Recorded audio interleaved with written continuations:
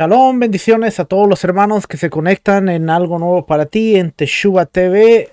Estamos contentos como cada semana de poder estar estudiando juntos, el que ustedes se conecten para poder seguir aprendiendo y seguir creciendo en cuanto al conocimiento de la palabra de nuestro Rey y nuestro Redentor, Yeshua y el Padre Yahweh. Así es que seguimos estudiando el cristianismo a través de la historia. Hemos estudiado, hemos aprendido varias cosas interesantes y seguimos creciendo. Como siempre le digo, no me crea a mí. Siempre verifique toda la información y asegúrese de poder estar siempre en comunión con el Ruach, con el Espíritu, para que sea dirigiéndolo. Mi intención aquí no es decirle que usted está mal y que yo estoy bien. Mi intención aquí es mostrar la información a través de la historia y cómo el cristianismo, como se conoce el día de hoy, con más de 48,000 denominaciones, ha ido cambiando a través del tiempo. Hemos visto que en sus orígenes los creyentes en el Mesías eran considerados como parte del judaísmo, eran considerados por el judaísmo como una secta. En sí, la palabra secta no quiere decir que era algo malo, sino que era un movimiento. Nosotros tenemos la mentalidad de que escuchamos la palabra secta y automáticamente pensamos que es algo erróneo, algo malo, porque ahora sí lo es. Ahora cuando mencionamos una secta, pues es algo fuera de lo normal.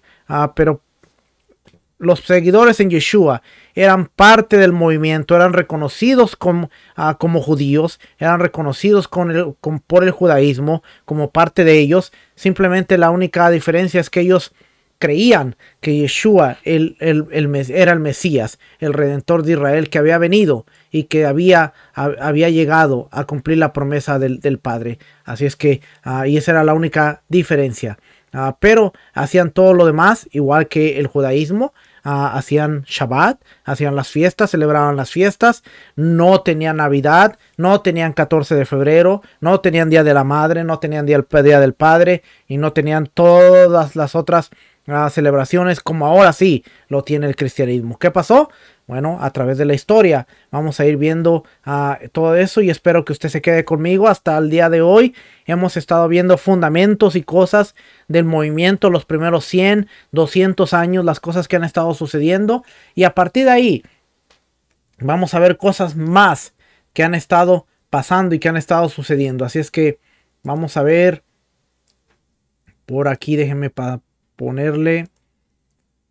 La semana pasada hablamos de Marción, hablamos del gnosticismo, hablamos de Marción, hablamos del canon, de cómo los primeros libros, hablamos del credo, empezamos a hablar un poquito del credo, hablamos un poquito del bautismo, la fórmula trinitaria y cómo en los primeros manuscritos no aparecía la fórmula trinitaria. Así es que eso va a ser un tema más allá adelante cuando vemos cómo aparece. Así es que vamos a continuar leyendo aquí. Dice, dejando a un ladito la fórmula trinitaria del Espíritu, del bautismo, porque aquí dice el Padre, el Hijo y el Espíritu. Eso lo vamos a ver más adelante.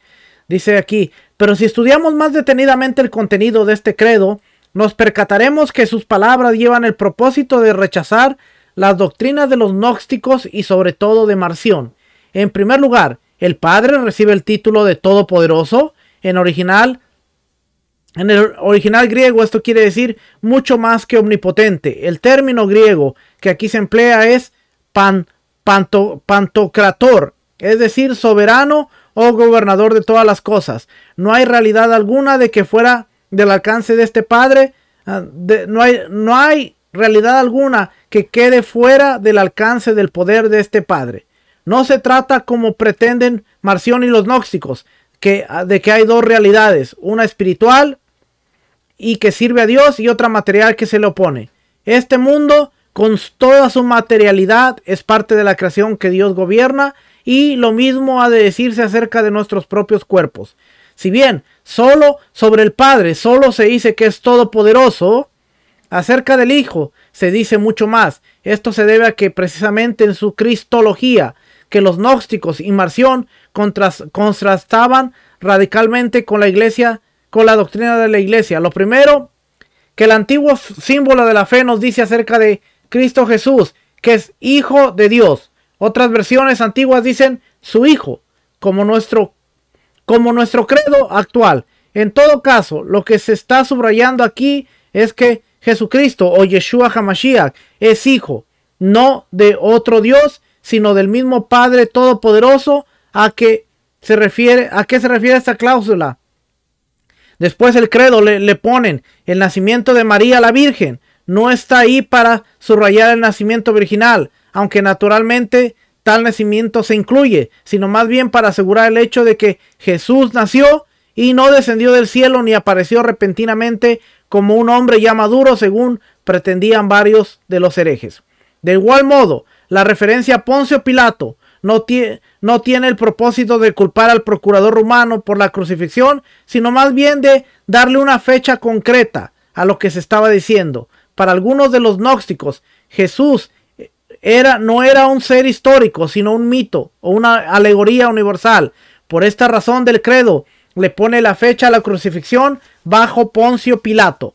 De igual modo, para refutar el docetismo de los herejes, el credo subraya que Jesús fue crucificado y murió y se levantó de nuevo al tercer día, vivo de entre los muertos, y ascendió al cielo y se sentó a la diestra del Padre. Por último, refiriéndose todavía a Jesucristo, el credo afirma que vendrá a juzgar. Aquí tenemos otra afirmación antimarcionista, puesto que Marción decía que el Dios y Padre de Jesucristo era un ser totalmente amoroso que no juzgaba ni condenaba. Ahora fíjese, voy a regresar a la parte esta de aquí para que veamos el credo.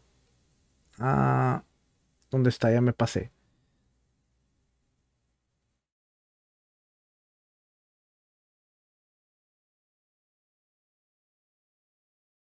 El credo. Las preguntas que le hacían era parte del credo, pero aquí está, mire. ¿Crees que Dios es Padre Todopoderoso? ¿Crees que Cristo Jesús es el Hijo de Dios, que nació del Espíritu Santo y de María la Virgen, que fue crucificado bajo Poncio Pilato y murió, y se levantó de nuevo al tercer día, vivo de entre los muertos, y que ascendió al cielo y se sentó a la diestra del Padre, y vendrá a juzgar a los vivos y a los muertos? ¿Crees en el Espíritu Santo, la Santa Iglesia y la resurrección de la carne? Este es el credo que, por cierto, este es el credo que recitan o rezan cada semana en la Iglesia Católica. Y ahora, este libro dice que este era el credo de los apóstoles de la Iglesia primitiva. Así es que para que usted vaya viendo, porque este es el credo que cada semana durante la misa en la Iglesia Católica ellos dicen el credo. Ellos dicen este credo: creemos en el Dios Padre Todopoderoso, creador del cielo y de la tierra. Creemos en Jesucristo, Hijo de Dios, que nació del Espíritu Santo. Y es amplio y extenso el credo, pero este es un resumen de lo que era el credo en la iglesia o en la iglesia primitiva, como se conoce. Ahora usted sabe, si usted tiene una oportunidad de ver el credo en la iglesia católica, usted se va a dar cuenta de que estamos hablando exactamente de la misma cosa. ¿Ok? ¿Mm?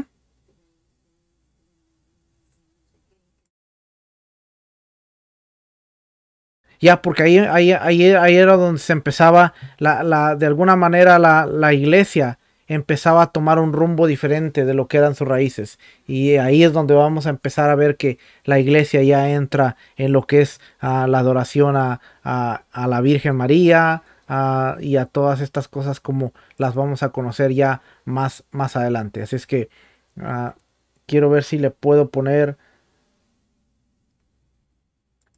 Quiero ver si le puedo poner el credo. Ahorita se lo pongo aquí, el credo de la iglesia católica, para que usted vea que es el mismo, ¿ok? Ah, déjenme ver aquí.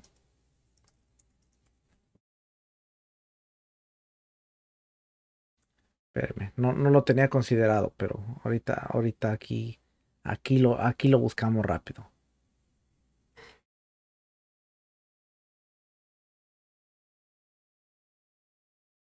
Ok, y mientras vamos a ver.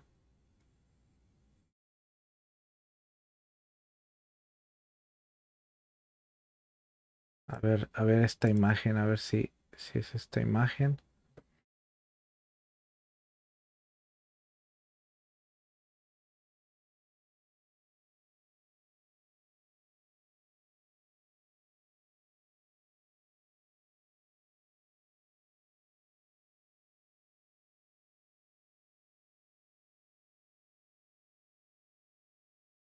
Aquí está, mira, aquí está la iglesia.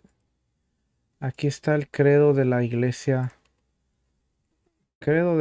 católica, dice aquí. A ver si lo puede ver. Lo voy a hacer un poquito más grande. Ahora voy para acá y lo pasamos para acá. Lo puede ver. Ese mero, ahí está. Ahí está. Entonces sí está saliendo, ¿va? Ok.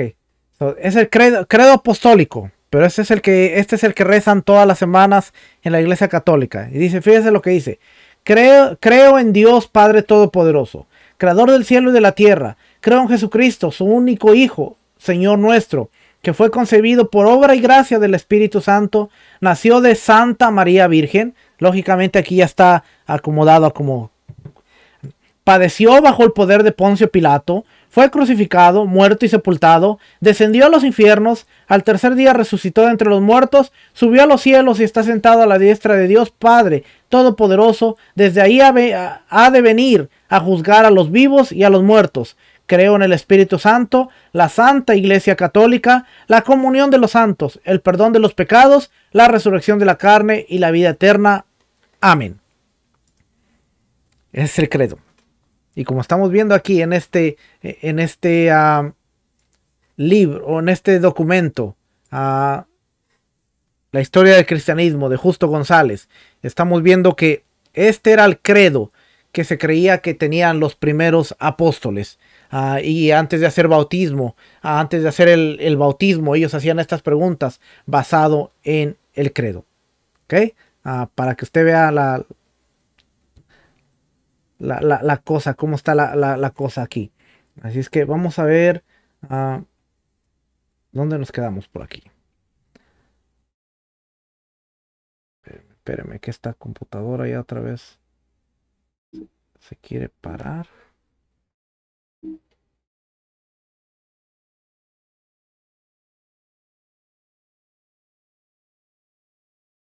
Permítame tantito.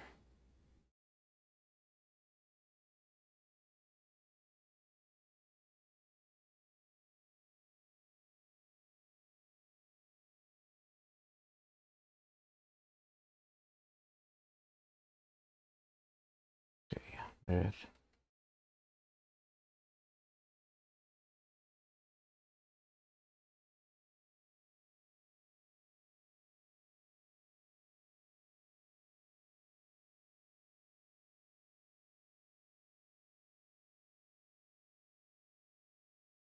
Ok, aquí dice, lo puede ver ahí.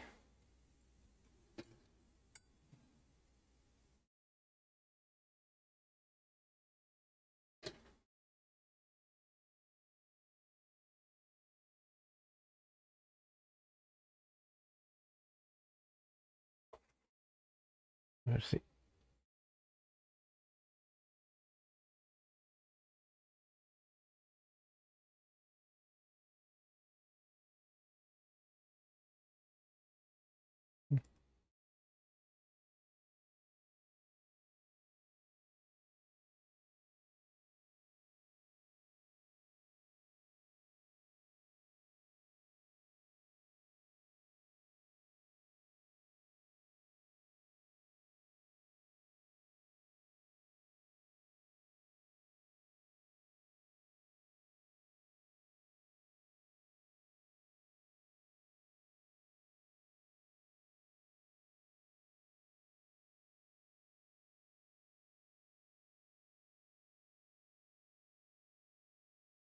Ok.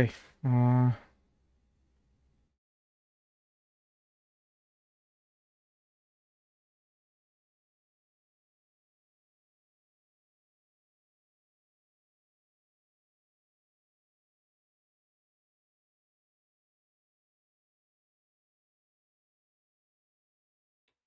Ok, déjame ponerle.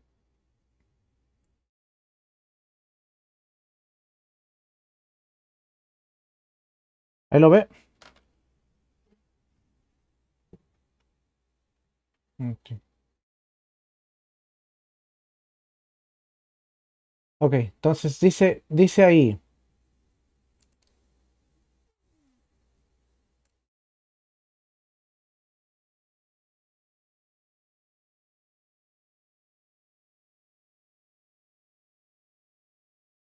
Déjame hago esto por acá. Ok, ok, entonces dice aquí. En resumen.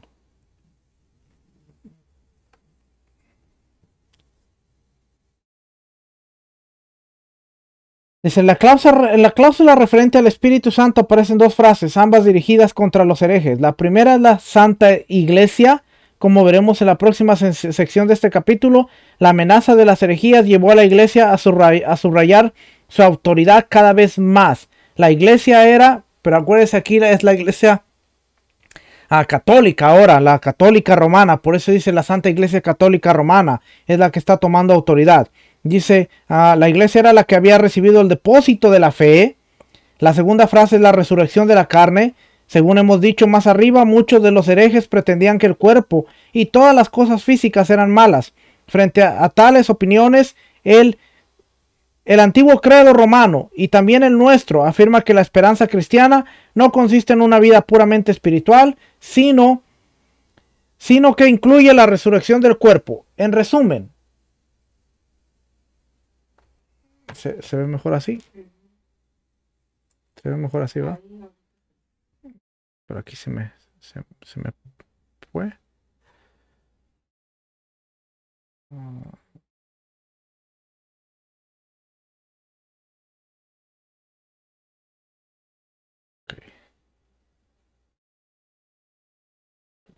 Ok. Dice, en resumen, el origen de nuestro credo se halla en las luchas contra las herejías que tuvieron lugar a mediados del siglo II. Naturalmente, el antiguo símbolo de la fe que hemos citado más arriba no es exactamente igual a nuestro credo de los apóstoles, pues a través de los siglos fueron añadiéndosele otras frases hasta llegar a tener su forma presente, que fue la que le leí. Pero la discusión del desarrollo posterior del credo nos llevaría fuera de los límites cronológicos del presente capítulo. La respuesta de la iglesia, la sucesión apostólica. Aquí vamos a ver donde empiezan a aparecer los apóstoles. En la última instancia, sin embargo, el debate con los herejes se centraba en la cuestión de la autoridad de la iglesia. Esto no se debía sencillamente a que fuera necesario que alguien decidiera quién tenía razón, sino que se debía más bien al carácter mismo de lo que se debatía. Los herejes decían que las verdaderas enseñanzas de Yeshua, de Jesús, habían sido pasadas a través de algún apóstol, y que ellos eran los verdaderos depositarios de esa fe. En el caso de los gnósticos, se trataba de una supuesta tradición secreta. Según ellos, Jesús les había enseñado la verdadera gnosis a tal o a cual apóstol, y este a su vez se le había hecho llegar a los gnósticos. En el caso de Marción, se trataba de los escritos de Pablo, en los cuales, después de expurgar toda referencia positiva al judaísmo, Marción creía encontrar el evangelio original. Frente a los gnósticos y a Marción, el resto de la iglesia debía poseer el evangelio original y las enseñanzas verdaderas de Jesús. Por tanto, lo que se debatía era en cierto sentido la autoridad de la iglesia frente a las pretensiones de los herejes. Fíjense que aquí ya estamos usando la palabra hereje. En tales circunstancias, el argumento de la sucesión apostólica cobró especial importancia. Lo que este argumento decía era sencillamente que si Jesús tenía alguna enseñanza secreta que comunicarle a sus discípulos, lo más lógico sería suponer que le confería tal enseñanza a los mismos apóstoles a quienes les confió la dirección de la iglesia. Y si tales apóstoles a su vez habían recibido algún secreto, sería de esperarse que se lo transmitirían, no a algún extraño, sino a las mismas personas a quienes confiaron la dirección de las iglesias que iban fundando. Por tanto, si hubiera tal enseñanza secreta, esa enseñanza no se encontraría sino entre los discípulos directos de los apóstoles y sus sucesores. Por el hecho es que los jefes de la iglesia que en el día de hoy, es decir, el siglo segundo, pueden reclamar una sucesión apostólica, niegan unánimes que haya habido tales enseñanzas secretas. Por tanto, todo lo que pretenden los herejes al decir que poseen una tradición secreta que es superior a la de la iglesia es falso. A fin de darles fuerza a este argumento, era necesario mostrar que los actuales obispos de las iglesias eran sucesores de los apóstoles. Esto no era del todo difícil, por cuanto en varias de las más antiguas iglesias existían listas de obispos que servían para unir el presente con el pasado apostólico. Roma, Antioquía, Efeso y otras sedes episcopales poseían tales listas. Los historiadores dudan acerca de la exactitud de los datos que esas listas nos dan, pues al parecer en algunas iglesias, Roma entre ellas, no hubo al principio obispos, ¿ve? No hubo al principio obispos en el sentido moderno, sino que hubo un grupo de varios oficiales que recibían unas veces el título de obispos y otras el de los ancianos. Cuando nosotros vemos la Biblia nos habla de ancianos. A veces nos habla de obispos, pero tenemos que ver el contenido de estas cartas que se les conoce como cartas pastorales, que se le adjudican a Pablo, que él escribió para los pastores. Así es que tenemos que ver ese tipo de enseñanzas y de cosas que están pasando por ahí. Vamos a seguir leyendo. ¿Qué entonces de aquellas iglesias fundadas después del tiempo de los apóstoles y que no podían reclamar para sí la misma sucesión? ¿No eran apostólicas? Si lo eran, pues no se trataba aquí de todas las iglesias, que todas las iglesias pudieran mostrar su conexión directa con los apóstoles, sino que se trataba más bien de que todas concordaran en la fe y que pudieran juntamente mostrar que esa fe les había sido enseñada por los apóstoles. En fechas posteriores, la idea de la sucesión apostólica fue llevada mucho más lejos y se llegó a pensar que la ordenación de los ministros solo era válida si tales ministros eran ordenados por obispos que poseían la sucesión apostólica. Es decir, que de algún modo podían mostrar una línea ininterrumpida que se remontara hasta el tiempo de los apóstoles. Pero en el siglo segundo no se trataba de esto, sino solo de la unidad de doctrina. De hecho, la mayoría de las iglesias no podían reclamar para sí origen apostólico. O sea, quiere decir que la mayoría de las iglesias no podían comprobar que ellas habían tenido contacto con los primeros talmidín, con los primeros discípulos. O sea, ya era una línea que había aparecido después, no podían comprobarla, pero ya parecía no importar. De hecho, la mayoría de las iglesias no podía reclamar para sí origen apostólico, pues había aparecido en lugares donde el cristianismo había llegado por medios desconocidos.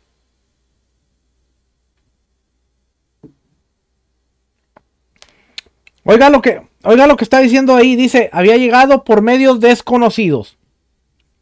A la larga, algunas de las iglesias en las ciudades más importantes, como, oiga las ciudades que voy a mencionar, Alejandría y Constantinopla, inventaron sus propias leyes acerca de sus orígenes apostólicos. Ve cómo se está fundando el cristianismo. Ve cómo se está fundando todo esto. Dice, a la larga algunas de las iglesias, Alejandría y Constantinopla. ¿Quién fundó Constantinopla? Constantino. Y Alejandría, Alejandro. Y dice, algunas de las iglesias, a la larga, algunas de las iglesias en las ciudades más importantes, como Alejandría y Constantinopla, inventaron, oiga bien, inventaron sus propias leyendas acerca de sus orígenes,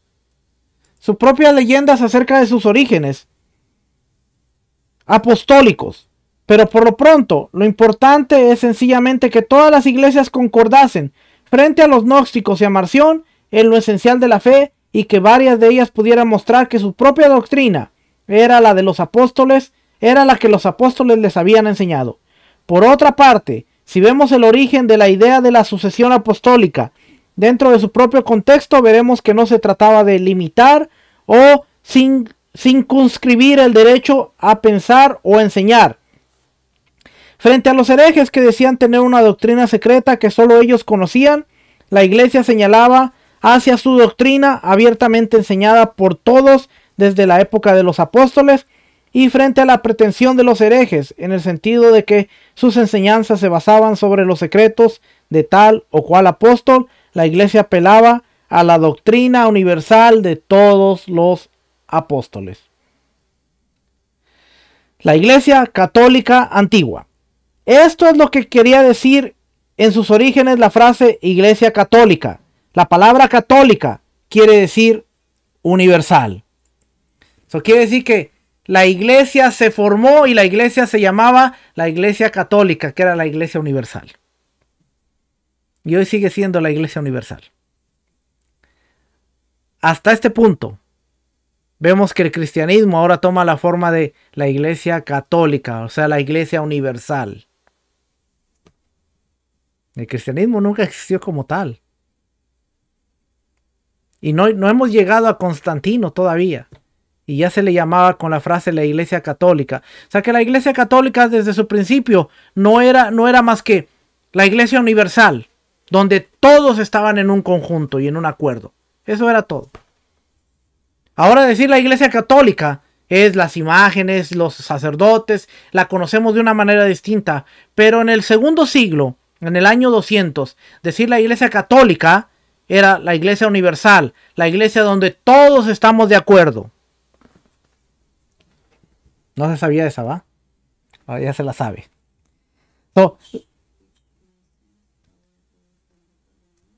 ¿Y ahora qué es lo que pretende la iglesia católica?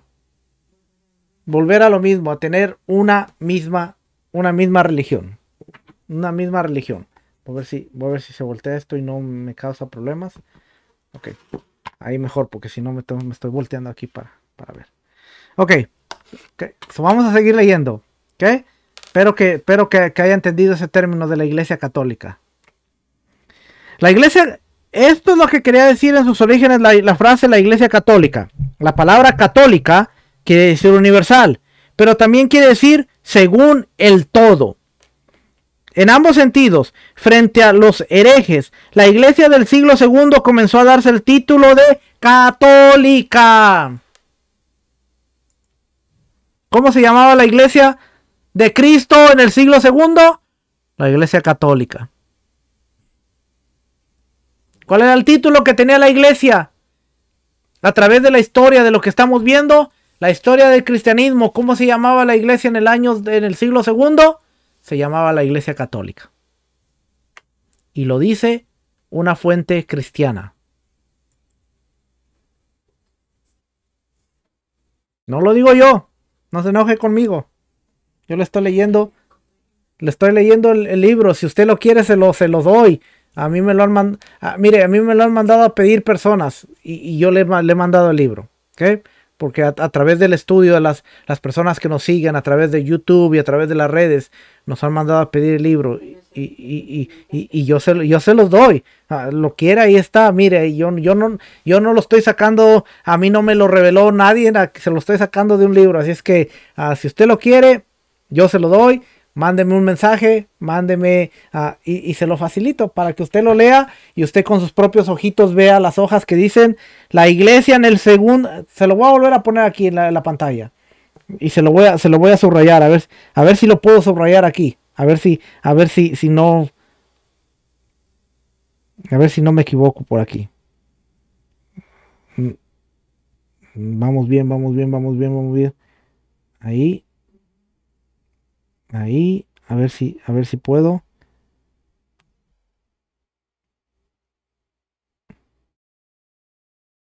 No. Ahí está. Ahí quedó. La iglesia del siglo II comenzó a darse el título. No subrayó la otra parte. Ahí. La iglesia del siglo segundo comenzó a darse el título de católica. Y estamos hablando de la iglesia de los creyentes en Jesucristo. Familia. Les amo, familia. Vamos a seguir leyendo.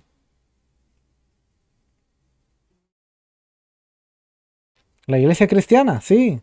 Porque estamos hablando de la iglesia cristiana. Estamos hablando de los que...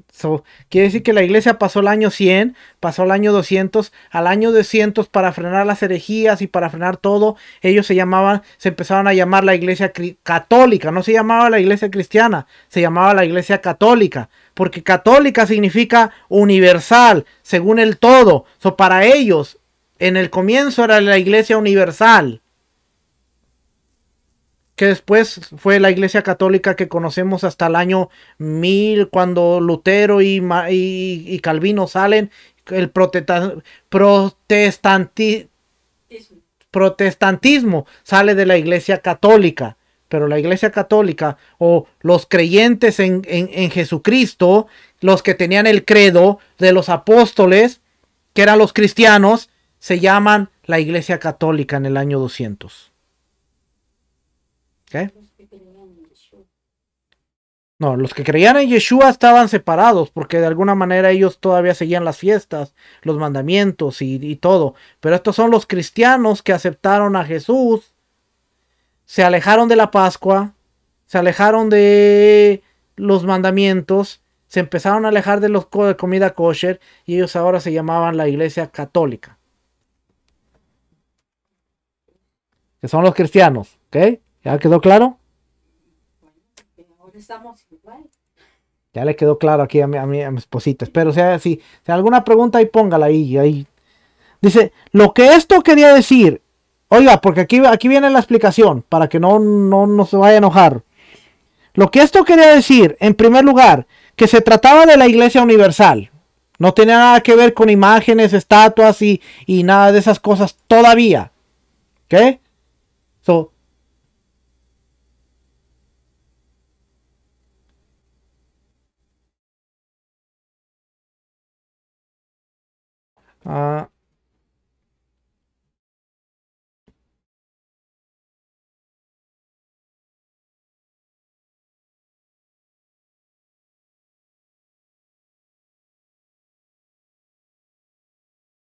Ok, entonces dice, lo que esto se trataba, lo que esto quería decir era en primer lugar que se trataba de la iglesia universal.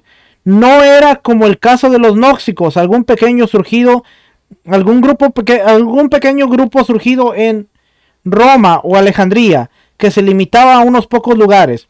Era la iglesia que existía tanto en Roma como en Alejandría, Antioquía, Cartago y aún Allende y en los confines del imperio. Y en lo especial y en lo esencial de su doctrina, esa iglesia concordaba. Por otra parte, esa iglesia era también católica, por cuanto predicaba y enseñaba el evangelio según el todo.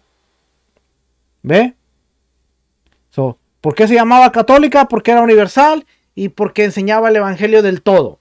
De alguna manera ellos decían que estaban enseñando el evangelio de Jesús. Pero vamos a ver, porque de aquí ya empieza. Aquí ya empieza con el puro cambio, con el nombre, que ellos se llamaban católicos. Su visión no era parcial, como la de los gnósticos o la de Amersión. Entre los gnósticos algunos decían poseer el evangelio de Santo Tomás. Los gnósticos, oiga bien, los gnósticos. Porque ahora hay algunos cristianos predicando con el evangelio de Tomás. Y el evangelio de Tomás es en su totalidad un evangelio gnóstico, que no se debería usar para los creyentes. ¿Qué? El evangelio de Tomás.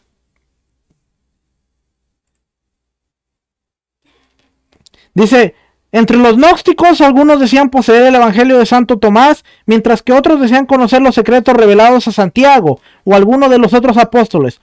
Marción creía que solo Pablo había interpretado el evangelio correctamente. Frente a tales visiones parciales, la iglesia opuso su visión católica, es decir, su visión según el todo, no solo un evangelio, sino 4. Serían las bases de su enseñanza acerca de Jesucristo, además de las epístolas de Pablo. Su Nuevo Testamento incluiría la de los otros apóstoles y en lugar de basar su autoridad sobre tal o cual apóstol, la iglesia según el todo la basaría sobre todos los apóstoles.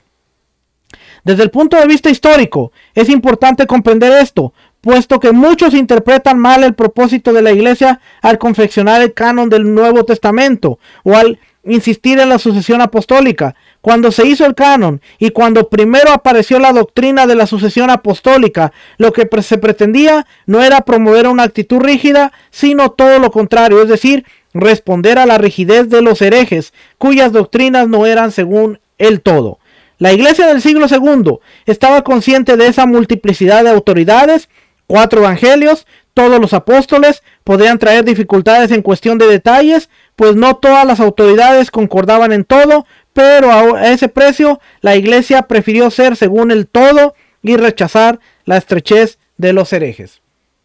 Ok, ahora ellos están basando su enseñanza en los evangelios, en los apóstoles, pero hay un punto bien importante, porque están dejando a un lado el fundamento básico de la fe. Ahora ellos están basando, fíjense que están diciendo, están basando en los evangelios, en las enseñanzas de Jesús, en los apóstoles, en el Nuevo Testamento. Pero ¿qué están dejando a un lado? Están dejando el Tanakh, el Antiguo Testamento. Están dejando toda la primera parte del libro. Y ahí es donde vamos a empezar a ver que la iglesia católica o la iglesia universal va a empezar a tomar su rumbo totalmente opuesto de lo que era antes del primero, antes de que terminara el primero y durante el primer siglo. Que todavía era una iglesia que tenía su base y su fundamento en el judaísmo, a través del Shabbat, las fiestas, la Torá, los mandamientos. Ahora ellos dicen, la base de nuestro fundamento es los apóstoles, las enseñanzas de Jesús, el Nuevo Testamento, y se están olvidando de todo lo que quedó. De alguna manera, ellos están contraatacando a Marción, pero están optando las doctrinas de Marción en hacer una separación entre el Antiguo y el Nuevo Testamento. Los maestros de la iglesia. Vamos a hablar un poquito acerca de los maestros de la iglesia. Los maestros de la iglesia. Quien no ha aprendido la palabra puede escudarse tras su propia ignorancia. Pero quien la ha escuchado y persiste en su incredulidad, recibirá más daño mientras mayor sea su sabiduría. Fíjense qué interesante este dicho. Quien no ha aprendido la palabra puede excusarse tras su propia ignorancia. Pero quien la ha escuchado y persiste en su incredulidad, recibirá más daño mientras más sea su sabiduría. Esto lo escribió Clemente de Alejandría. A fines del siglo II y principios del tercero, ya vamos entrando al año 300, vamos a empezar a encontrar Constantino y vamos a ver el nuevo rumbo de la ahora Iglesia Católica. ¿Okay? Ahora sí va a tomar su rumbo fuerte la Iglesia Católica. Acuérdense, católica no quería decir de imágenes y no quería decir santos y no quería decir simplemente eran los creyentes en Jesús que estaban desprendidos de su identidad judía y que ellos estaban estableciendo su propia iglesia universal. Eso era lo que quería decir.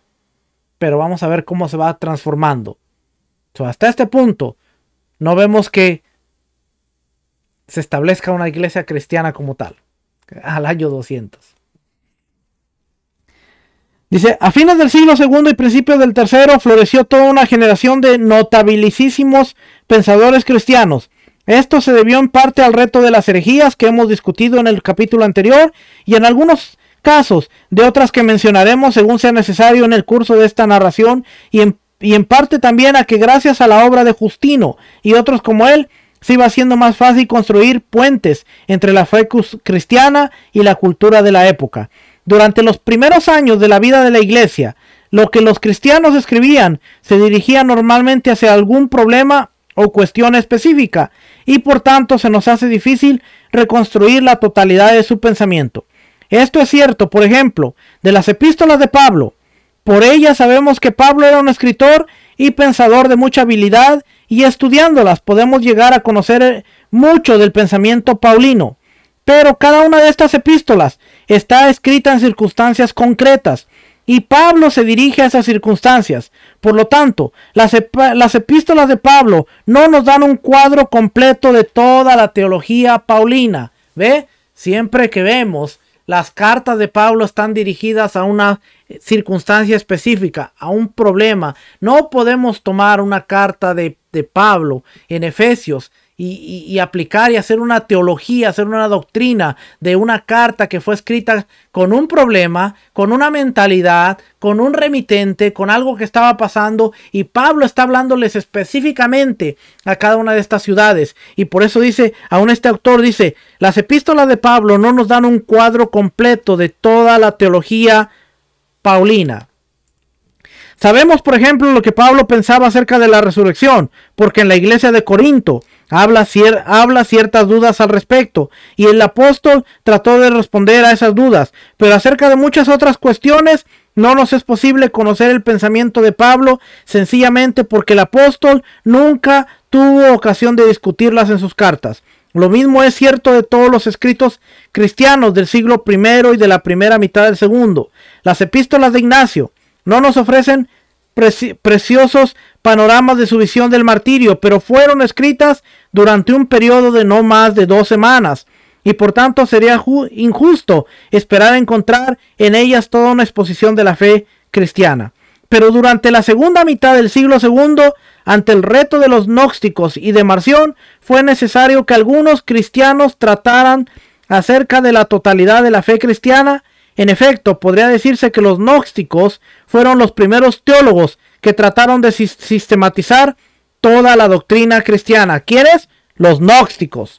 En ese intento de sistematización, tergiversaron esa doctrina de tal modo que los demás cristianos la vieron amenazada y se dedicaron a refutar las especulaciones de los herejes. Dado el vasto alcance de esas especulaciones, las obras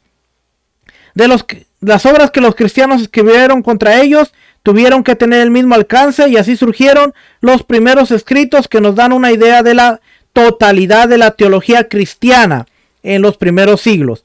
Estos escritos son las obras de Ireneo de León, Clemente de Alejandría, Tertuliano de Cartago y Orígenes también de Alejandría. ¿Cómo aparece la doctrina cristiana? Ahora aquí viene una cuestión. ¿Cómo aparece la teología de la doctrina cristiana? Aparece a través de estos pensadores que no tienen nada que ver con la Torá, sino son pensadores filosóficos, muchos de ellos a través de la filosofía, y están tratando de refutar las cuestiones. Así es que la doctrina cristiana que se está empezando a levantar no tiene nada que ver con el fundamento de la Torá y con la palabra de Dios, sino viene a través del pensamiento filosófico, teológico de algunos hombres. Y esto es lo que empieza a ser los pilares de la teología cristiana, que tiene en sus orígenes un rechazo total a la Torá y a los mandamientos de Dios y al apego del judaísmo. Ireneo de León. Ireneo era natural de Asia Menor, probablemente Esmirna, donde nació alrededor del año 130 y donde fue discípulo del obispo Policarpo, acerca de cuyo martirio hablamos en el capítulo anterior. Durante toda su vida Ireneo fue admirador ferviente de su maestro Policarpo, y en sus escritos se refiere repetidamente a la enseñanza de un anciano o presbítero, cuyo nombre no menciona, pero parece ser Policarpo. En todo caso, por razones que desconocemos, Ireneo se trasladó a León, en lo que hoy es Francia. Allí llegó a ser presbítero de la iglesia que le envió a Roma con una carta para el obispo de esa ciudad. Ireneo estaba en Roma cuando tuvo lugar la persecución en León y Viena, que hemos discutido anteriormente. En esa persecución, el obispo Fontino entregó su vida como mártir, y por tanto, cuando Ireneo regresó a León, quedó a cargo de la dirección espiritual de la iglesia que él eligió para que fuese su obispo. Ireneo era ante todo un pastor. Su interés no estaba en la especulación filosófica, ni en descubrir secretos recónditos hasta entonces desconocidos, sino en dirigir a su grey en la sana doctrina y en la vida correcta. Por lo tanto, sus escritos no intentan elevarse en altos vuelos especulativos, sino que pretenden sencillamente refutar a los herejes e instruir a los creyentes. Aunque Ireneo compuso otros escritos, son dos las obras suyas que se conservan: la demostración de la fe apostólica y la refutación de la falsa noxis, esta última mejor conocida como Contra las herejías. En primer lugar, de estas obras de Ireneo está tratando de instruir a su grey sobre algunos puntos de la fe cristiana. En la segunda está tratando de refutar a los gnósticos. En ambas, Ireneo se limita a exponer la fe que ha recibido de sus maestros sin tratar de adornarla con especulaciones de su propia cosecha. Por tanto, mucho más que cualquiera de los otros teólogos que hemos de estudiar aquí, Ireneo nos muestra que lo que era la doctrina común de la iglesia hacia fines del siglo II.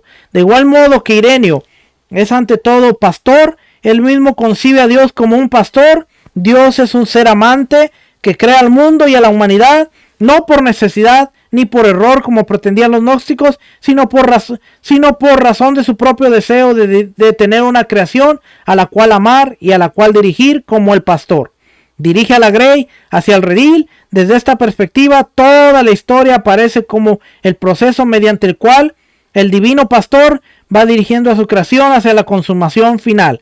La coronación de la creación de Dios es la criatura humana. El ser humano fue creado desde el principio como un ser libre y por tanto responsable. Esa libertad es tal que mediante ella podemos conformarnos más y más a la voluntad y a la naturaleza divina y gozar de una comunión siempre creciente con nuestro Creador. Pero por otra parte, la criatura humana no fue creada desde un principio en toda su perfección. Como pastor que es, Dios colocó a la primera pareja en el paraíso, no en un estado de perfección, sino como niños. Lo que esto quiere decir que Dios tenía el propósito de que el ser humano de tal modo creciera en comunión con él, que a la larga llegara a estar aún por encima de los ángeles. Los ángeles son seres superiores a nosotros solo provisionalmente. Cuando se cumpla en la humanidad el propósito divino, los seres humanos estaremos por encima de los ángeles, pues gozaremos de una comunión con Dios más estrecha que la de ellos. La función de los ángeles es semejante a la del tutor, que ha de dirigir los primeros pasos de un príncipe, aunque por el momento el tutor está por encima del príncipe, a la larga le queda superditado. Dios creó entonces a la humanidad como niños, para que fueran creciendo y acostumbrándose a la comunión con él. Oiga lo que decía este hombre: además de los ángeles, Dios contaba con sus dos manos, el Verbo y el Espíritu Santo, para dirigir e instruir a la humanidad. Guiados por esas manos, los seres humanos hemos de recibir instrucción y crecimiento, preparándonos cada vez más para una comunión más y más íntima con Dios. Esto es lo que Ireneo llama divinización. El propósito último de Dios es hacernos cada vez más semejantes a Él. Esto no quiere decir que de algún modo nos disolvamos en la divinidad, ni que lleguemos a ser iguales a Dios. Al contrario, Dios se encuentra tan por encima de nosotros que por mucho que crezcamos en nuestra semejanza a Él, siempre nos quedará camino por andar. Empero, uno de los ángeles, Satanás, sintió celos del destino tan elevado de Dios que Dios reservaba para la criatura humana y por tanto tentó e hizo pecar a Adán y Eva. Como resultado del pecado, la criatura humana fue expulsada del paraíso y su crecimiento quedó torcido. Por lo tanto, la historia tal como se ha desarrollado es resultado del pecado. Pero si bien el contenido concreto de la historia de la humanidad es resultado del pecado, el hecho de que haya historia no lo es. Dios siempre tuvo el propósito de que hubiera historia. El paraíso no era sino el punto de partida en los propósitos de Dios con la humanidad. Lo mismo puede decirse con respecto a la encarnación de Dios en Jesucristo. La encarnación no es el resultado del pecado humano. Al contrario, desde un principio Dios tenía el propósito de unirse a la humanidad como lo ha hecho en Jesucristo. De hecho, el Verbo encarnado fue el modelo que Dios utilizó al crear al ser humano según a su imagen y semejanza. Adán y Eva fueron creados para que tras un proceso de crecimiento e instrucción llegaran a ser como el Verbo que habría de encarnarse por razón del pecado. Lo que ha sucedido es que la encarnación ha tomado otro propósito y que ha venido a ser remedio contra el pecado y medio para la derrota de Satanás. Hasta aquí le he leído parte de lo que este hombre está hablando en su teología. ¿En qué momento menciona la Torá, la obediencia a los mandamientos? ¿En qué momento menciona que Dios nos formó para que fuéramos sus representantes de justicia y bondad? Para que le representáramos a través de nuestra obediencia. Este hombre se está enfocando en otras cosas y esta es la teología que va a aparecer para el cristianismo. Fíjese lo que dice aquí. En esos propósitos, aún antes de la encarnación y desde el momento mismo del primer pecado, Dios está dirigiendo a la humanidad hacia una comunión más íntima con Él. Por ello es que Dios maldice a la serpiente y a la tierra, mientras que solo castiga al hombre y a la mujer. En el momento mismo de las maldiciones, Dios continúa llevando a cabo sus propósitos redentores. En esos propósitos, el pueblo de Israel juega un papel importantísimo, pues es en la historia del pueblo escogido que las manos de Dios han continuado su obra de ir preparando a la humanidad para la comunión con Dios. Por tanto, el Antiguo Testamento no es la revelación de un Dios ajeno a la fe cristiana, sino que es la historia de cómo Dios ha continuado sus propósitos redentores después del pecado de Adán y Eva. Por fin, al llegar el momento adecuado, cuando la humanidad había recibido la preparación necesaria, el Verbo se encarnó en Jesucristo. Jesús es el segundo Adán, porque en su vida, muerte y resurrección se ha creado una nueva humanidad. Y en todas sus acciones, Jesús ha ido corrigiendo el mal que fue hecho en el primer pecado. Pero más que eso, Jesús ha derrotado al maligno y nos ha hecho posibles vivir en una nueva libertad. Quienes están unidos a Él mediante el bautismo, la fe y la comunión, participan de su victoria. Jesucristo es literalmente la cabeza de la iglesia, que es su cuerpo. El cuerpo se nutre mediante la adoración, particularmente de la Eucaristía, y de tal modo está unido a la cabeza que ya va recibiendo los beneficios de la victoria de Cristo. En su resurrección ha comenzado la resurrección final, de la que todos forman parte de su cuerpo, de la que todos los que forman parte de su cuerpo serán partícipes.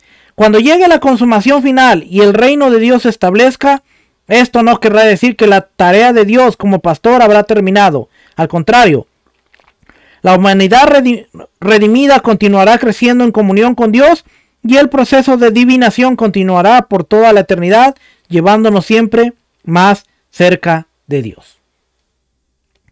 En resumen, la teología de Ireneo consiste en una grandiosa y amplísima visión de la historia, de tal modo que los propósitos de Dios van cumpliéndose a través de ella. En esa historia, el punto, oiga la teología, aquí está, el punto central es la encarnación de Jesucristo, no sencillamente porque Él haya venido a enderezar la torcida carrera de la humanidad, sino también y sobre todo porque desde el mismo momento de la creación, ya Dios proyectaba la encarnación como punto culminante de su obra. El propósito de Dios es unirse al ser humano y esto ha ocurrido en Jesucristo de modo inigualable. En otras palabras, ¿qué decía Ireneo? A través de Jesucristo, a través de su muerte, su resurrección, hemos tenido la victoria. Lo único que tenemos que hacer es tomar la Eucaristía, la Santa Cena, y usted no tiene que hacer nada más.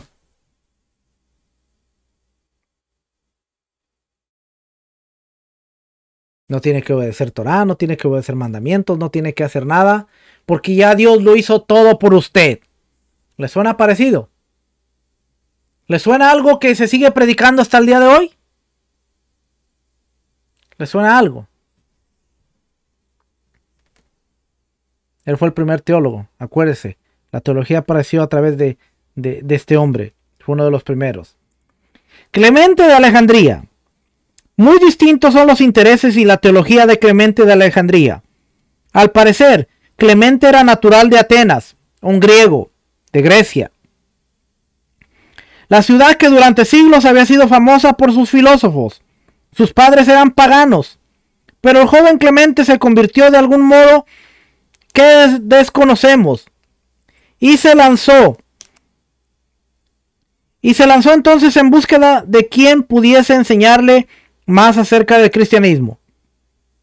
Tras viajar por buena parte del Mediterráneo, encontró en Alejandría un maestro que le satisfizo. Este maestro era Panteno, de quien es poco lo que sabemos. Pero en todo caso Clemente permaneció en Alejandría y sucedió a Panteno a la muerte de su maestro. En el año 202, a causa de la persecución de Septimio Severo, a la que hemos de referirnos en el próximo capítulo, Clemente se vio obligado a abandonar Alejandría y anduvo por varias regiones del Mediterráneo oriental, particularmente Siria y Asia Menor, hasta su muerte, que tuvo lugar alrededor del año 215. Alejandría, donde Clemente recibió su formación teológica y donde primero ejerció su magisterio, era el centro donde se daban cita todas las diversas doctrinas que circulaban en esa época, y era también, por lo tanto, el centro de la fiebre sincretista que hemos mencionado en repetidas ocasiones. Ok, ¿qué es el sincretismo? Sincretismo es la mezcla de varias creencias, donde se unen y se hace un sincretismo, una mezcla de muchas cosas escondidas. Es el sincretismo.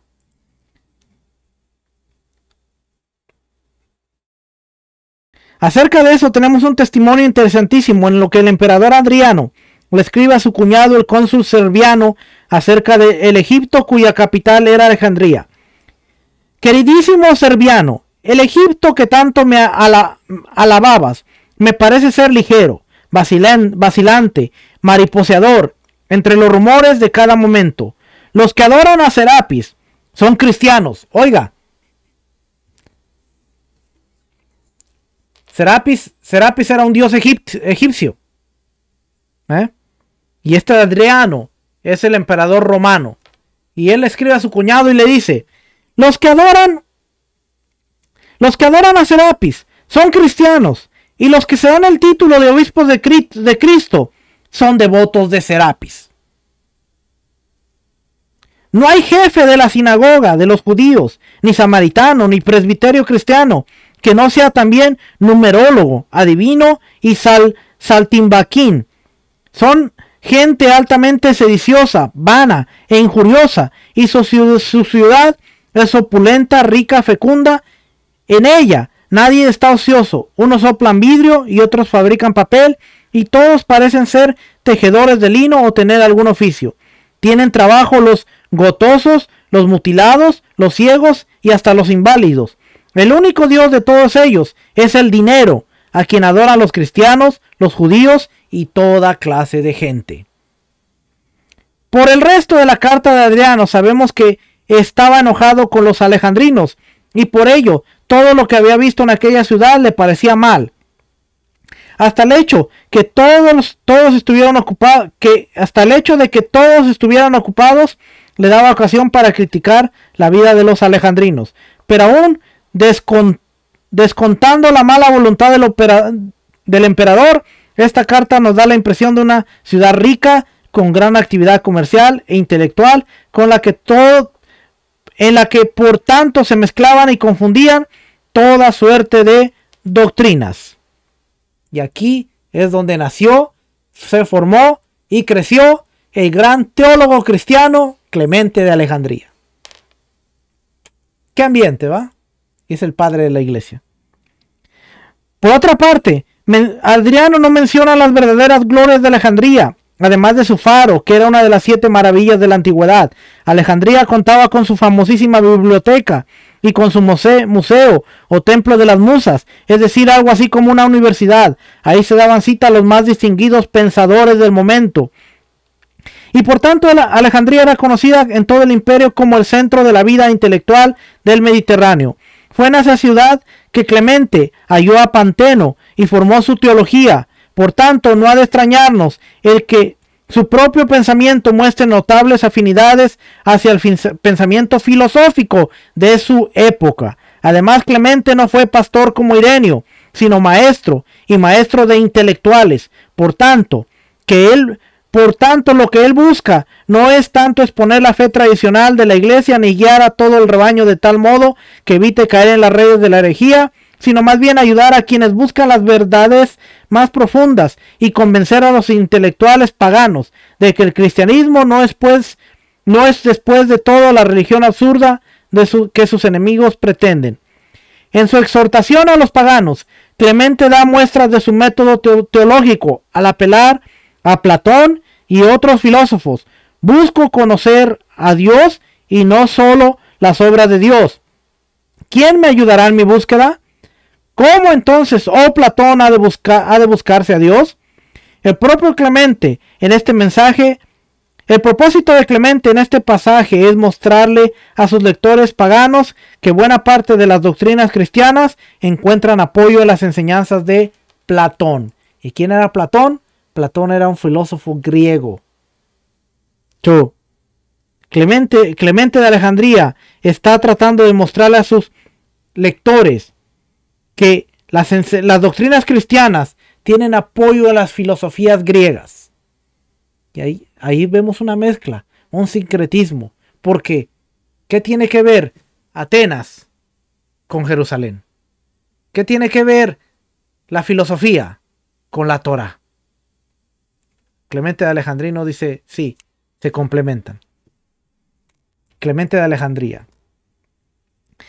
De este modo, los paganos podrán acercarse al cristianismo sin creer que se trata, como decían muchos, de una religión de gentes ignorantes y supersticiosas. Pero la razón por la que Clemente apela a Platón no es solo la conveniencia del argumento. Clemente está convencido de que la verdad es una sola, y que por tanto cualquier verdad que Platón haya conocido no puede ser distinta de la verdad que se ha revelado en Jesucristo y en las Escrituras. Según él, la filosofía le ha sido dada a los griegos, de igual modo que la ley le ha sido dada a los judíos, y por tanto la filosofía como la ley tienen el propósito de llevar a la verdad última que nos ha sido revelada en Jesucristo. Los filósofos son a los griegos lo que los profetas fueron a los judíos. Con los judíos Dios ha establecido el pacto y la ley, y con los griegos el de la filosofía. ¿Ve? Él está haciendo claramente una separación. Los profetas han traído la ley a Israel. Los griegos han traído la filosofía para que podamos entender las revelaciones de Dios. Dice aquí, ¿cómo entonces hemos de coordinar lo que nos dicen los filósofos con lo que nos dicen las Escrituras? A simple vista parece haber una enorme distancia entre ambos, pero según Clemente, un estudio cuidadoso de las Escrituras nos llevará a las mismas verdades que los filósofos enseñaron. Esto se debe a que todas las Escrituras están escritas en alegorías, o como dice Clemente, en parábolas. El texto sagrado tiene siempre más de un sentido. El sentido literal no ha de despreciarse, pero quien se queda en él es como el niño que no se contenta con beber, leche y nunca llega a ser adulto. Más allá del sentido literal se encuentran otros sentidos que el verdadero sabio ha de descubrir. La relación entre la fe y la razón es muy estrecha. Según una, no puede funcionar sin la otra. La razón siempre construye sus argumentos sobre la base de ciertos principios que ella misma no puede demostrar, pero que acepta por fe. Para el sabio, la fe ha de ser entonces el primer principio, el punto de partida sobre el cual la razón ha de construir sus edificios. Pero el cristiano, que se queda en la fe, al igual que el que no va más allá del sentido literal de las Escrituras, es como el niño de leche que no puede crecer por falta de alimento sólido. Frente a tales personas que se contentan con los rudimentos de la fe, se encuentra el sabio, o como dice Clemente, el verdadero gnóstico, El sabio va más allá del sentido literal de las escrituras y de los rudimentos de la fe. El propio Clemente concibe entonces su propia tarea, no como la del pastor que guía a la grey, sino como la del verdadero gnóstico que dirige a otros de iguales inclinaciones. Naturalmente, esto tiende a producir una teología de tipo elitista, y Clemente ha sido criticado frecuentemente por esa tendencia en su pensamiento. En cuanto al contenido mismo de la teología de Clemente, hemos de decir poco, aunque él piensa estar sencillamente interpretando las escrituras. Su exegesis alegórica le hace posible encontrar en ellas ideas y doctrinas que vienen más bien de la tradición platónica. Dios es el uno inefable, acerca del cual es imposible decir cosa alguna en sentido recto. Todo lo que podemos decir de Dios consiste en negarle todo límite. Lo demás es lenguaje metafórico que nos resulta útil porque no tenemos otro, pero que sin embargo no describe a Dios. Este uno inefable se nos da a conocer en el Verbo, que le reveló a los filósofos y a los profetas toda la verdad que supieron y que últimamente se ha encarnado en Jesucristo. En todo esto, Clemente sigue a Justino y en cierta medida al filósofo judío alejandrino Filón, a quien nos hemos referido anteriormente, pero su énfasis en la encarnación del Verbo hace que su teología sea cristocéntrica. Por otra parte, la importancia de Clemente no está en lo que haya dicho sobre tal o cual doctrina, sino en el modo en que su pensamiento es característico de todo un ambiente y tradición que se forjaron en la ciudad de Alejandría y que sería de gran importancia para el curso posterior de la teología. Más adelante, en este capítulo a tratar acerca de Orígenes, veremos el contenido de esta teología en toda su madurez y por tanto no es necesario que nos detengamos a exponerlo. Baste decir que se trata de un tipo de teología cuya preocupación fundamental consiste en construir puentes entre la fe cristiana y la cultura que la rodea. Es una teología construida más para las gentes culturales que para las masas. ¿Qué dice Clemente de Alejandría? Clemente de Alejandría está basando su teología en la filosofía griega, en Platón. Él dice, no hay ninguna diferencia.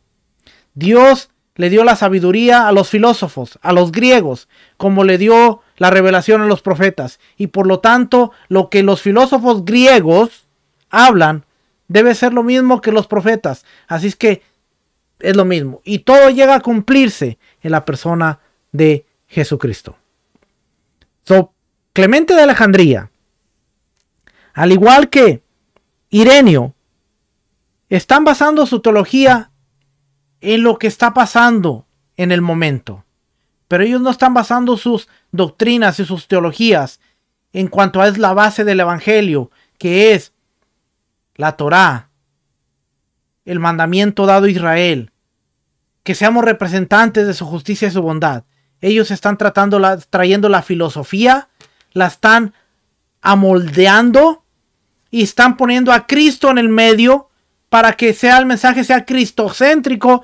Todo lo cumplió Cristo, todo lo hizo Cristo. Lo único que nosotros tenemos que hacer es ver en la persona de Cristo. No tenemos que hacer nada. Y así es como la teología de reemplazo se empieza a formar, porque ahora de alguna manera estamos viendo que la iglesia viene a ser una entidad muy diferente de lo que era el Israel. Israel sirve para la historia, para ver lo que Dios hizo, para ver cómo Dios, de alguna manera, en Romanos capítulo 11 dice, Dios ha desechado a su pueblo, y Pablo, Rab Shaul dice, de ninguna manera, Dios no ha desechado a su pueblo. Así es que, ¿qué aprendimos el día de hoy?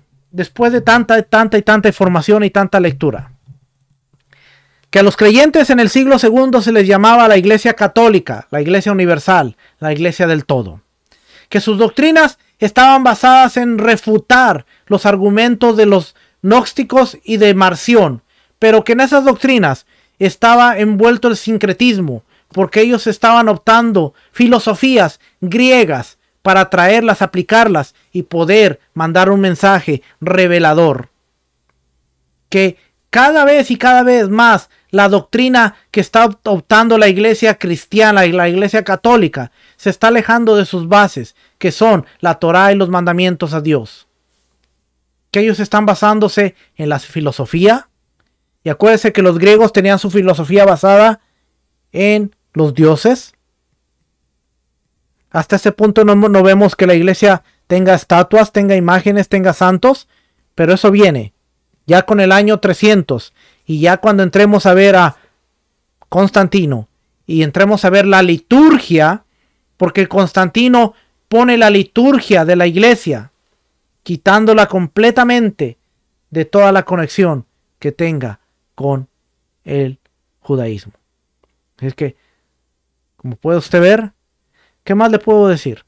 Cuando nosotros vemos a través de la historia, el mismo Adriano, si usted ve los anales romanos, si usted busca la historia romana, él dice, los cristianos son adoradores de Serapis. Serapis era el dios egipcio. No hay líderes de la sinagoga porque todos ellos, sus sacerdotes, son los que están adorando a Serapis.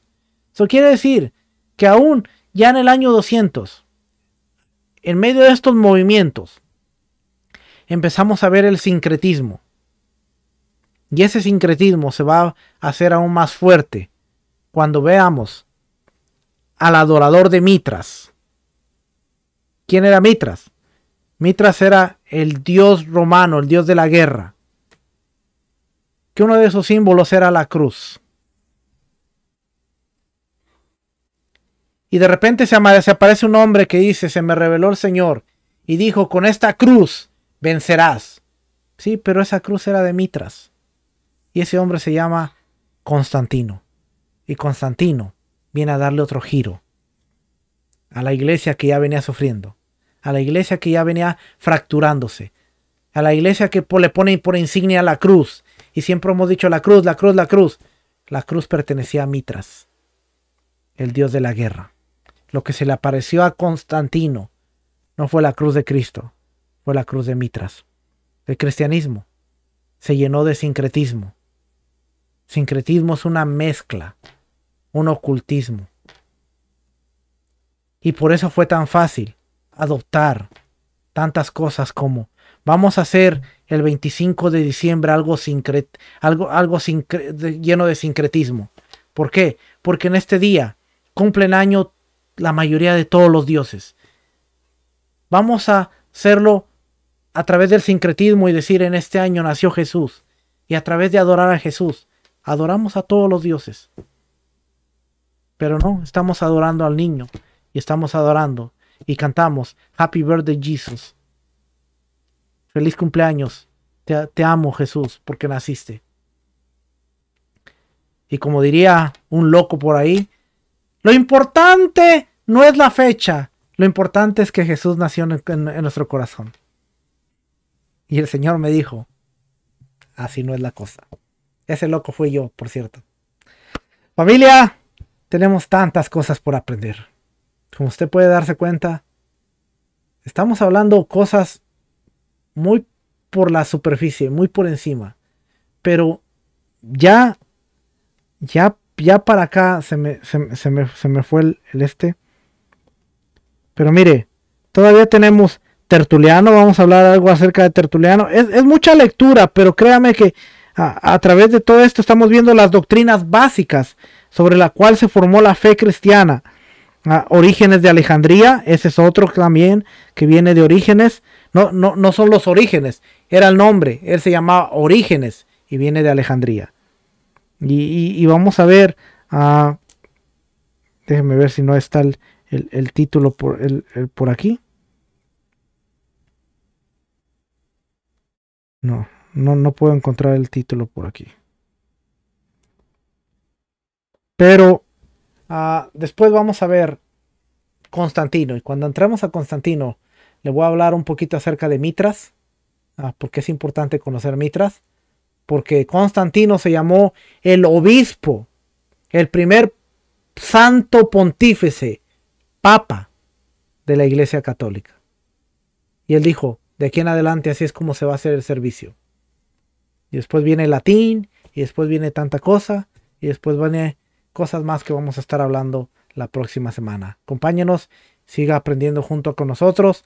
No me crea nada a mí, verifíquelo. A muchas de estas cosas las puede encontrar en internet. La única cosa que tenemos que hacer es estar dispuestos a ser corregidos en muchas cosas que hemos hablado, enseñado y dicho mal. Familia, que el Eterno les bendiga, que el Eterno les guarde. Nos estaremos viendo la próxima semana. Shalom, bendiciones, paz para todos. Shalom.